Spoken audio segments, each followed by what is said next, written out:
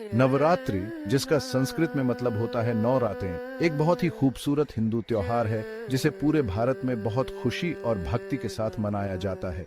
यह एक ऐसा समय होता है जब भक्त देवी दुर्गा के 9 रूपों में देवी शक्ति की पूजा करते हैं। ये 9 रातें देवी का आशीर्वाद पाने के लिए समर्पित होती हैं, जो शक्ति, साहस और बुराई पर विजय का प्रतीक है। नवरात्रि का हर दिन दुर्गा के एक खास रूप से जुड़ा है। हर रूप की अपनी कहानी और महत्व है। इन पवित्र रातों के दौरान लोग व्रत रखते हैं, प्रार्थना करते हैं और देवी का आशीर्वाद पाने के लिए भक्ति करते हैं। घरों को रंग बिरंगी सजावट से सजाया जाता है और हवा में भक्ति गीतों और मंत्रों की आवाज गूंजती है।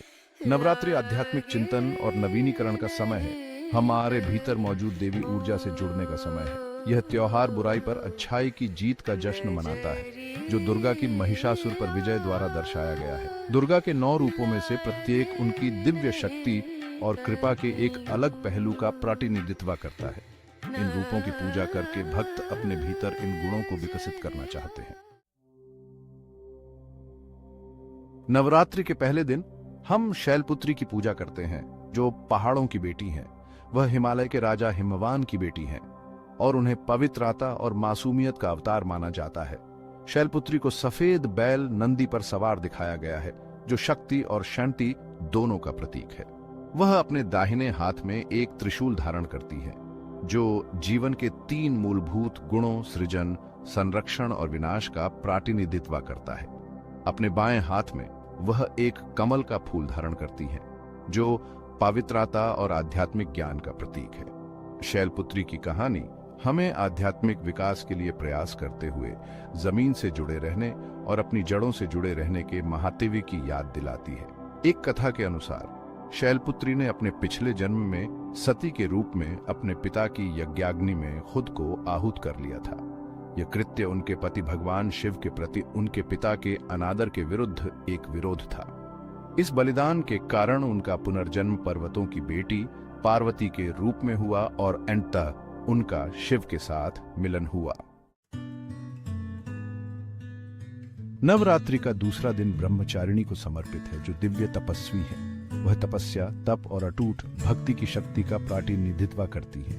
ब्रह्मचारिणी को एक युवा महिला के रूप में दर्शाया गया है, जो नंगे पैर चल रही है, साधारण सफेद वस्त्र पहने हुए है। वह अपने दाहिने हाथ में एक माला धारण करती है, जो आध्यात्मिक ज्ञान की निरंतर खोज का प्रतीक है, और अपने बाएं हाथ में एक पानी का बर्तन, जो पवित्रता और आत्म अनुशासन का प्रतिनिधित्व करता है।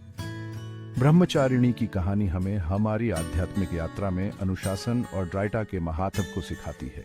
किंवदंती है कि पार्वती ने शिव से विवाह करने की इच्छा से हजारों वर्षों तक कठोर तपस्या की। उसने कठोर मौसम की स्थिति को सहन किया, सभी सांसारिक सुखों को त्याग दिया और खुद को पूरी तरह से अपने आध्यात्मिक अभ्यास के लिए समर्पित कर दिया। इस अटूट समर्पण ने उन्हें ब्रह्मचारिणी नाम दिलाया और अंततः शिव के साथ उनका मिलन हुआ। तीसरे दिन हम चंद्रघंटा की पूजा करते हैं, जिनके माथे पर घंटी के आकार का छांद है। वह साहस, शक्ति और दबाव में अनुग्रह का अवतार है।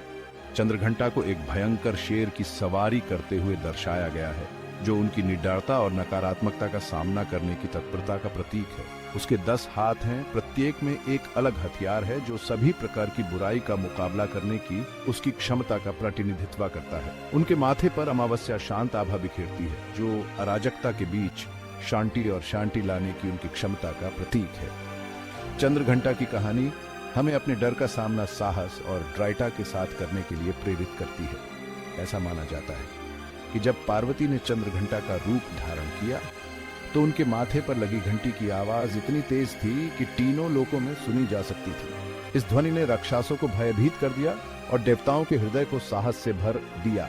वह अपने भक्तों की रक्षक हैं, हमेशा उन्हें नुकसान से बचाने के लिए तैयार रहती हैं।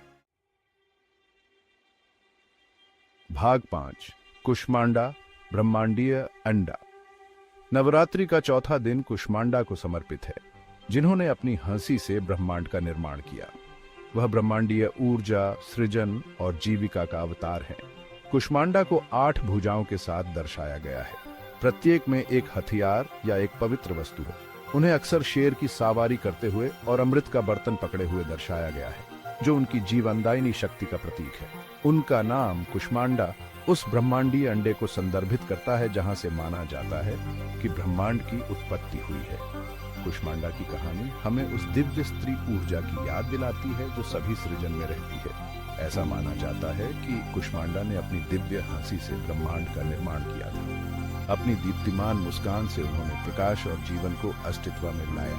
वह सभी ऊर्जा और जीवन शक्ति का स्रोत है, सभी प्राणियों का पालन पोषण और भरण पोषण करती है। भाग 6 स्कांदमाता युद्ध की मटा। 5वें दिन हम स्कांदमाता, स्कंद की माता, जिन्हें युद्ध के देवता कार्तिकेय के नाम से भी जाना जाता है, का सम्मान करते हैं। वह मातृ प्रेम, सुरक्षा और अपने बच्चों की रक्षा के लिए उग्र दृढ़ संकल्प का प्रतीक है। स्कांदमाता को एक क्रूर शेर की सवारी करते हुए दर्शाया गया है, जो उनके निडर स्वभाव का प्रतीक है। वह अपने पुत्र स्कंद को अपनी गोद में लिए हुए हैं, जो उनके पालन पोषण और सुरक्षात्मक गुणों का प्रतिनिधित्व करते हैं। स्कंद माता की कहानी हमें उस असीम प्रेम और अटूट समर्थन की शिक्षा देती है जो एक माँ अपने बच्चों को शारीरिक और आध्यात्मिक दोनों रूप से प्रदान करती है। किंवदंती है कि स्कंद का जन्म राक्षस तारकासुर को हराने के लिए हुआ था, जिसे वरदान दिया गया था कि उसे केवल शिव का पुत्र ही मार सकता है। स्कंद माता ने स्कंद का पालन पोषण और प्रशिक्षण दिया, उनका मार्गदर्शन किया ताकि वे अपने भाग्य को पूरा कर सकें और राक्षस को जीत सकें, स्वर्ग में शांति बहाल कर सकें। भाग 7 कात्यायनी महिषासुर की संहारक। नवरात्रि का 6ठा दिन कात्यायनी को समर्पित है, जो कात्यायन से जन्मी है। वह क्रोध, शक्ति और दुष्टों का नाश करने वाली उग्र योद्धा देवी का अवतार है। कात्यायनी को एक राजसी शेर की सवारी करते हुए दर्शाया गया है, जो उनके साहस और शक्ति का प्रतीक है। उसके 4 हाथ हैं, जो तलवार, ढाल, धनुष और बाण लिए हुए हैं, जो नकारात्मकता का मुकाबला करने की उसकी तत्परता का प्रतिनिधित्व करते हैं। कात्यायनी की कहानी किसी भी बाधा को दूर करने के लिए हमारे भीतर की ताकत और लचीलापन की एक शक्तिशाली याद दिलाती है। कात्यायनी राक्षस महिषासुर का वध करने के लिए प्रसिद्ध हैं, जिन्होंने स्वर्ग और पृथ्वी को आतंकित कर रखा था। देवताओं के सामूहिक क्रोध से जानवी कात्यायनी एक शक्तिशाली योद्धा देवी के रूप में उभरी, अंत महिषासुर को हराया और ब्रह्मांड में संतुलन बहाल किया। भाग 8 कालरात्रि। अंधेरी रात। 7वें दिन हम कलरात्रि की पूजा करते हैं, जो रात के समान काली है। वह समय परिवर्तन और अज्ञानता और नकारात्मकता को नष्ट करने वाली उग्र रक्षक का अवतार है। कलरात्रि को गधे की सवारी करते हुए दर्शाया गया है, जो उनकी विनम्रता और अंधेरे में नेविगेट करने की उनकी क्षमता का प्रतीक है। उनका सांवला रंग अहंकार के विघटन और अज्ञात को गले लगाने का प्रतिनिधित्व करता है। कलरात्रि की कहानी हमें बदलाव को स्वीकार करने, अपने डर का सामना करने और ईश्वरीय योजना पर भरोसा करने की शिक्षा देती है। अपनी भयंकर उपस्थिति के बावजूद कलरात्रि को एक उदार देवी माना जाता है, जो अपने भक्तों को नुकसान से बचाती है और कठिन समय में उनका मार्गदर्शन करती है। वह मृत्यु और पुनर्जन्म के चक्र का प्रतिनिधित्व करती है, हमें याद दिलाती है कि अंत अक्सर नई शुरुआत के अवसर होते हैं। भाग 9 महागौरी, महान श्वेत देवी। नवरात्रि का 8वां दिन महागौरी, महान श्वेत देवी को समर्पित है। वह पवित्रता, क्षमा और आध्यात्मिक जागृति की उज्जवल ऊर्जा का प्रतीक है। महागौरी को सफेद बैल की सवारी करते हुए दर्शाया गया है, जो शांति और शांति का प्रतीक है। उनका सफेद पहनावा पवित्रता और दिव्य कृपा का प्रतिनिधित्व करता है। महागौरी की कहानी हमें क्षमा, करुणा और आध्यात्मिक विकास की परिवर्तनकारी शक्ति का महत्व सिखाती है। किंवदंती है कि पार्वती वर्षों तक गहन ध्यान में रहने के बाद एक उज्जवल सफेद रंग के साथ उभारी, जिससे उन्हें महागौरी नाम मिला। वह आध्यात्मिक अभ्यास की परिणति, आंतरिक शांति और ज्ञान की प्राप्ति का प्रतिनिधित्व करती है। भाग 10 सिद्धिदात्री वरदान देने वाली। नवरात्रि के 9वें और अंतिम दिन हम सिद्धिदात्री वरदान देने वाली का सम्मान करते हैं। वह पूर्णता, ज्ञान और हमारी पूरी क्षमता की प्राप्ति का प्रतीक है। सिद्धिदात्री को कमल के फूल पर विराजमान दिखाया गया है, जो आध्यात्मिक ज्ञान और मुक्ति का प्रतीक है। उसके 4 हाथ हैं, जो एक चक्र, एक शंख, एक कमल का फूल और एक गदा धारण किए हुए हैं, जो उसकी दिव्य शक्ति के विभिन्न पहलुओं का प्रतिनिधित्व करते हैं। सिद्धिदात्री की कहानी हमें याद दिलाती है कि समर्पण और दृढ़ता से हम अपने लक्ष्यों को प्राप्त कर सकते हैं और अपनी उच्चतम क्षमता को पूरा कर सकते हैं। ऐसा माना जाता है कि सिद्धिदात्री अपने भक्तों पर वरदान देती हैं, उन्हें सफलता, ज्ञान और आध्यात्मिक पूर्णता प्रदान करती है। वह अंतिम प्रॉपर्टी आध्यात्मिक यात्रा की परिणति का अवतार हैं। नवरात्रि के दौरान देवी दुर्गा के 9 रूपों की पूजा करके हम उनका आशीर्वाद लेते हैं और अपने भीतर इन दिव्य गुणों को विकसित करने का प्रयास करते हैं। ये त्योहार नारी शक्ति का UTSAV है, जो हम सभी के भीतर मौजूद शक्ति और कृपा की याद दिलाता है।